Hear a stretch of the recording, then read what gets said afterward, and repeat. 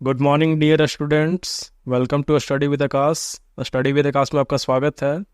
आज मैं आप लोगों के लिए JCRT कक्षा 8 के साइंस बुक का चैप्टर 5 का प्रश्न अभ्यास लेकर के आया हूँ, जिसमें चैप्टर 5 का नेम है जंतुओं में जनन, जिसे हम इंग्लिश में कहेंगे रिप्रोडक्शन इन एनिमल्स। तो आइए इसके अभ्यास को शुरू करते हैं, जिसमें इसका पहला प्रश्न है सही विकल्प का चयन कीजिए।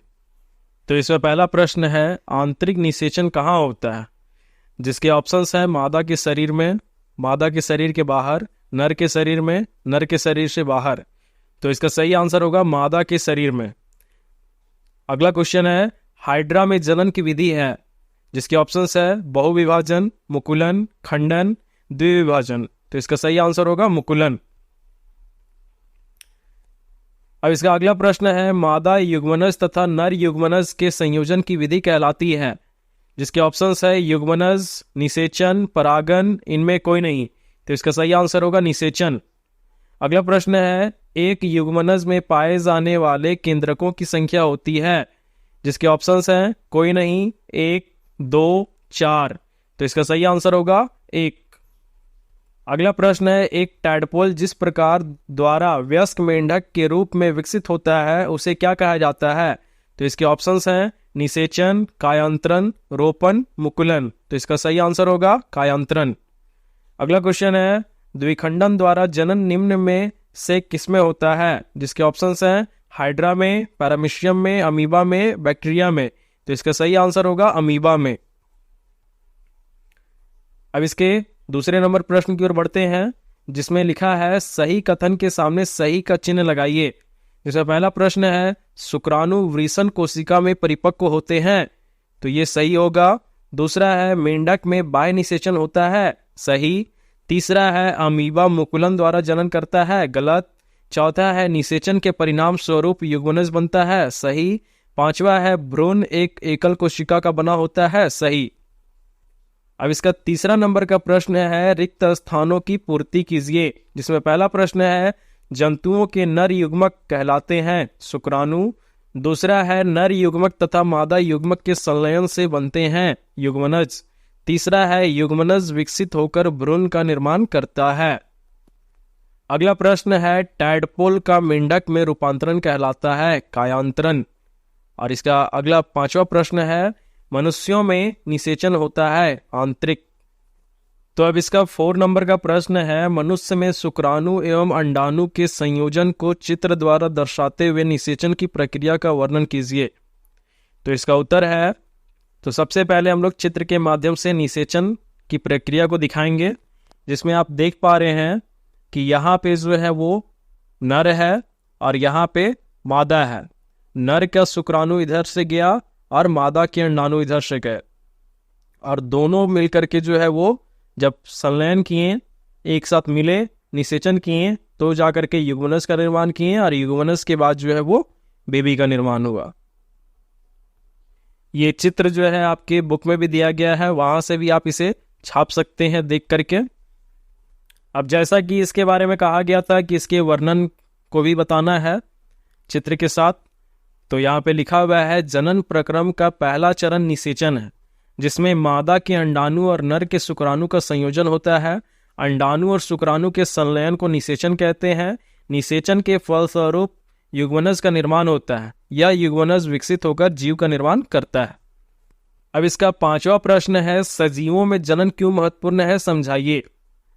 तो इसका उत्तर होगा सभी जीवों की उत्तरजीविता के लिए जनन आवश्यक है। जनन किसी जाति स्पीसीज की निरंतरता को बनाए रखने के लिए आवश्यक है।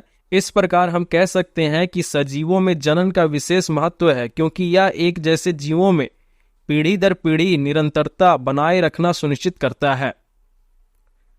अब इसका 6 नंबर का प्रश्न है आंतरिक निषेचन एवं बाह्य निषेचन से आप क्या समझते हैं। तो इसका उत्तर होगा आंतरिक निषेचन वह निषेचन जिसमें अंडाणु और शुक्राणु का संलयन मादा के शरीर के अंदर होता है, आंतरिक निषेचन कहलाता है, जैसे मनुष्य, गाय, कुत्ते, मुर्गी इत्यादि।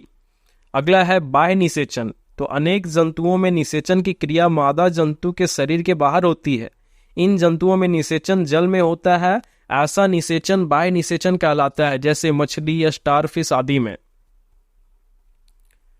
अब इसका 7वां नंबर का प्रश्न है, अलैंगिक जनन क्या है? तो इसका उत्तर होगा वह जनन जिसमें अकेला जीव ही अपनी संतति पैदा करता है। इस प्रक्रिया में नर तथा मादा युग्मकों का निर्माण नहीं होता है। अब इसका 8वां नंबर का प्रश्न है, जंतुओं में अलैंगिक जनन की 2 विधियों का वर्णन कीजिए। तो इसका उत्तर होगा अलैंगिक जनन की विधियां, जिसमें पहला विधि है द्विखंडन। अब द्विखंडन के बारे में क्या बताया गया है देखते हैं हम लोग। जब कोई एक कोशिक जीव पूर्ण रूप से विकसित हो जाता है तो यह 2 भागों में विभाजित हो जाता है। पहले केंद्रक का विभाजन होता है, उसके बाद कोशिका द्रव्य का विखंडन के द्वारा जब 2 जीव बनते हैं तो उसे द्विखंडन कहते हैं। उदाहरण अमीबा। तो जैसा कि आप यहाँ पे देख पा रहे हैं कि अमीबा में जो है द्विखंडन विधि द्वारा जो है वो जनन हो रहा है। सबसे पहले यहाँ पे अमीबा जो एक था, फिर वो 2 हिस्सों में बटा, फिर वो 2 हिस्सों में बटा। और आपको पता होगा कि अमीबा का कोई भी निश्चित आकार नहीं होता है, इसलिए अमीबा को हम जैसे चाहे वैसे ड्रॉ कर सकते हैं। इसका अगला विधि है मुकुलन। तो इसमें क्या बताया गया है, इस प्रकार के जनन में जीवों के शरीर पर एक उभार की तरह की संरचना बनती है जिसे मुकुल कहते हैं। शरीर का केंद्रक 2 भागों में विभाजित हो जाता है और उनमें से एक केंद्रक मुकुल में आ जाता है। मुकुल पैतृक जीव से अलग होकर वृद्धि करता है और पूर्ण विकसित जीव बन जाता है। अब जैसा कि चित्र में आपको दिखाया गया है, हाइड्रा में मुकुलन। तो ये जो बाहर आपको दिख रहा है ये सारे इसके मुकुल है। धीरे धीरे यही सारे मुकुल जो है वो बड़े होते जाते हैं और बड़े होने के बाद जो है ये धीरे धीरे एक दूसरे हाइड्रा में बदल जाते हैं। तो इस तरह से जो है वो मुकुलन विधि द्वारा हाइड्रा में जनन होता है।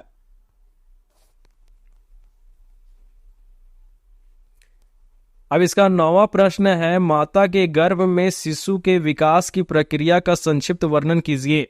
तो इसका उत्तर होगा निषेचन के फलस्वरूप युग्मनज बनता है जो विकसित होकर भ्रूण में बदल जाता है। युग्मनज का लगातार विभाजन होता है, इसके फलस्वरूप कोशिकाएं समूहीकृत होने लगती हैं या विभिन्न ऊतकों और अंगों में परिवर्तित हो जाती है। इस विकसित संरचना को भ्रूण कहते हैं। गर्भाशय में भ्रूण का निरंतर विकास होता है। धीरे धीरे विभिन्न शारीरिक अंग, हाथ, पैर, सिर, आंखें इत्यादि विकसित होते जाते हैं।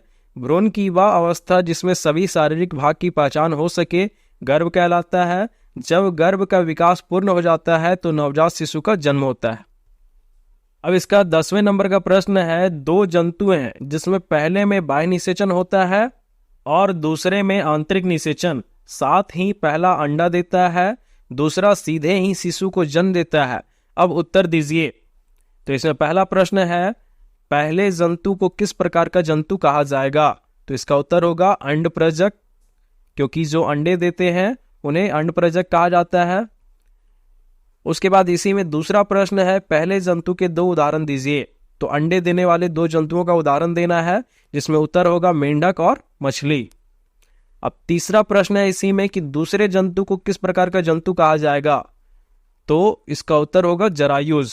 और जरायुज उसे कहते हैं जो अंडे ना दे करके सीधे शिशु को जन्म देते हैं। अब इसका 11वां नंबर का प्रश्न है, मेंढक के जीवन चक्र को चित्र द्वारा दर्शाएं। तो हमें यहाँ पे मेंढक के जीवन चक्र को जो है चित्र के द्वारा दर्शाना है। और ये जो चित्र मैंने यहाँ पे बनाया है ये आपकी बुक में भी है, आप चाहे तो बुक से भी इस चित्र को जो है वो ड्रॉ कर सकते हैं। तो जैसा कि आप यहाँ पे देख पा रहे हैं कि मेंढक ने सबसे पहले यहाँ पे अंडे दिए, अंडों से जो है आरंभी टैडपोल बना, टैडपोल के बाद जो है वो बाद का टैडपोल बना, उसके बाद वो वयस्क यानी कि एक संपूर्ण जो है मेंढक तैयार हो गया। अब इसका 12वां और अंतिम प्रश्न है, आंतरिक निषेचन एवं बाह्य निषेचन में क्या अंतर है? तो इसके लिए सबसे पहले हम लोग 2 कॉलम बना लेंगे और एक तरफ लिखेंगे आंतरिक निषेचन, दूसरी तरफ लिखेंगे बाह्य निषेचन। अब आंतरिक निषेचन में पहला बिंदु है वह निषेचन जिसमें शुक्राणु अंडों को मादा के शरीर के अंदर ही निषेचित करते हैं, आंतरिक निषेचन कहलाता है। और बाह्य निषेचन में पहला बिंदु है जब नर तथा मादा युग्मकों का संलयन मादा के शरीर के बाहर होता है तो इसे बाह्य निषेचन कहते हैं। आंतरिक निषेचन में दूसरा बिंदु है आंतरिक निषेचन में अंडों की सुरक्षा के लिए पानी जैसे बाह्य माध्यम की आवश्यकता नहीं होती। और बाह्य निषेचन में दूसरा बिंदु है, बाह्य निषेचन में पानी की आवश्यकता होती है क्योंकि इसमें नर तथा मादा दोनों जीव संभोग करते हैं और अपने अपने युग्मकों को पानी में छोड़ देते हैं। शुक्राणु अंडों को पानी में ही निषेचित करते हैं। अब आंतरिक निषेचन में तीसरा बिंदु है, आंतरिक निषेचन में अंडाणु पूर्ण रूप से मादा के शरीर में सुरक्षित रहते हैं। और बाह्य निषेचन में तीसरा बिंदु है, बाह्य निषेचन में अंडाणुओं की आंतरिक सुरक्षा की अनुपस्थिति के कारण नष्ट होने के अवसर अधिक होते हैं। तो इस तरह से आपका चैप्टर 5 जो है कंप्लीट होता है। अगर आपको मेरी वीडियो अच्छी लगती है तो अपने दोस्तों के साथ शेयर करें, लाइक करें, कमेंट करें और अगर चैनल पे नए हैं तो चैनल को जल्दी से सब्सक्राइब करें। साथ ही बेल आइकॉन को प्रेस करके उसे ऑल पे सिलेक्ट करना ना भूलें, क्योंकि रोज मैं आपके लिए इसी तरह से नई नई वीडियोस लाता रहता हूं। धन्यवाद।